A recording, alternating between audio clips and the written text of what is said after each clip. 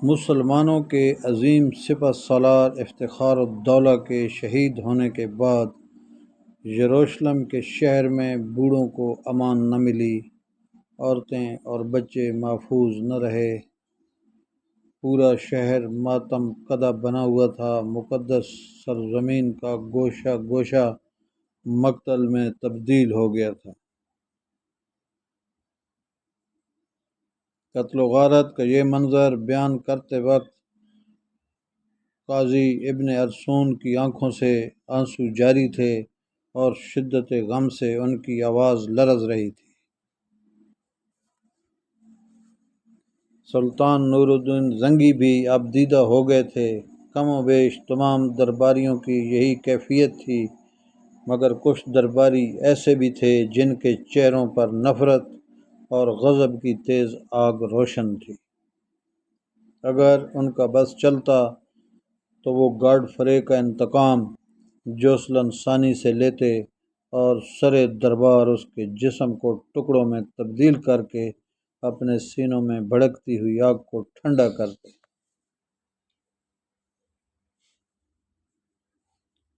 قاضی ابن ارسون نے بڑی مشکل سے اپنے اعصاب پر قابو پایا اور سلطان نور الدین زنگی کو مخاطب کرتے ہوئے بولے کہ اے سلطان محترم، میں اس واقعے کا آخری منظر بیان کر دوں تاکہ اہل ایمان عبرت حاصل کریں اور اس خونی داستان کو ہمیشہ اپنے ذہن میں محفوظ رکھیں۔ صلیبی لشکر کی وحشت و سفاکی کا یہ عالم تھا کہ یروشلم کی تمام عبادت گاہوں اور گلی کوچوں میں مسلمانوں کی لاشوں کے انبار لگ گئے تھے۔ حضرت عیسیٰ علیہ السلام کے مزار مبارک کے سوا بیت المقدس میں ایسا کوئی گوشہ موجود نہیں تھا جو مسلمانوں کے خون سے تر نہ ہو۔ اس کے بعد مسجد عمر رضی اللہ تعالی عنہ کو جی بھر کے لوٹا گیا۔ اس کا سارا قیمتی آرائشی سامان 6 بڑی بڑی گاڑیوں میں بھر کر لے جایا گیا۔ یہ کہہ کر قاضی ابن ارسون نے جوسلن ثانی کی طرف اشارہ کیا، یہ شخص جو آج آپ کے سامنے زنجیریں پہنے کھڑا ہے اور اسلام کی شان میں قصیدے پڑھ کر اپنی زندگی کی بھیک مانگ رہا ہے، اسی خون آشام بیڑیے گاڈ فرے کا پرجوش ہمنوا اور معتقد خاص ہے۔ یہ کہہ کر قاضی ابن ارسون اپنی نشست پر بیٹھ گئے۔ سلطان نور الدین زنگی نے صلیبیوں کے مظالم کی لرزہ خیز تاریخ سن کر جوسلن ثانی کی قسمت کا فیصلہ کر دیا۔ تھوڑی دیر بعد ایک دراز قامت جلاد اپنے ہاتھ میں لوہے کی ایک تپتی ہوئی سرخ سلاخ لے کر داخل ہوا۔ کچھ لوگوں نے اس کے دونوں بازو پکڑے اور پھر جلاد نے اس کی آنکھوں میں تپتی سلاخ پھیر دی۔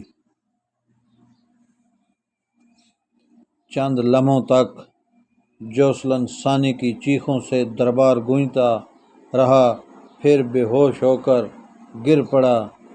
اس کے بعد اسے حلب کے قید خانے میں ڈال دیا گیا، جہاں وہ دیواروں سے سر ٹکرا ٹکرا کر اپنی بدنصیبی کا رونا روتا رہتا تھا۔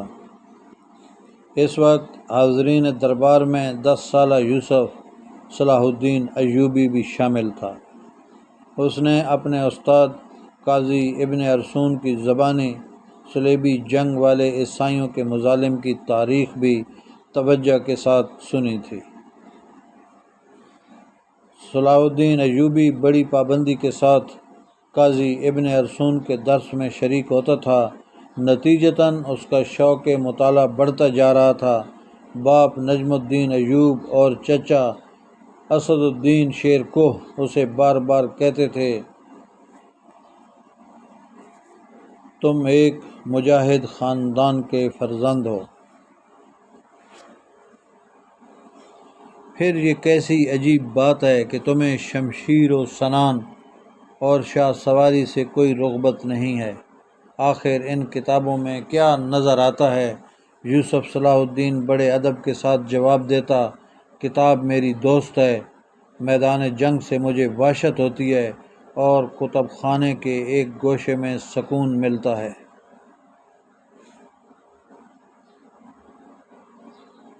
بیٹے کا جواب سن کر باپ کو شدید مایوسی ہوئی اور نجم الدین ایوب نے انتہائی تلخ لہجے میں صلاح الدین ایوبی کو مخاطب کرتے ہوئے کہا، اس کا مطلب ہے کہ تم فطرتاً ایک بزدل بچے ہو۔ نہیں بابا محترم، صلاح الدین ایوبی کا لہجہ انتہائی مؤدبانہ تھا، مگر اس سے استقامت اور خود اعتمادی جھلک رہی تھی۔ مجھے موت سے ڈر نہیں لگتا، مگر میں انسانی خون بہتا ہوا نہیں دیکھ سکتا۔ یوسف صلاح الدین کی یہ امن پسندانہ روش دیکھ کر نجم الدین ایوب اور اسد الدین شیر کوہ کی توجہ اس کی طرف سے کم ہو گئی۔ پھر وہ دونوں یوسف کے بڑے بھائی توران شاہ کو فوجی تربیت دینے لگے۔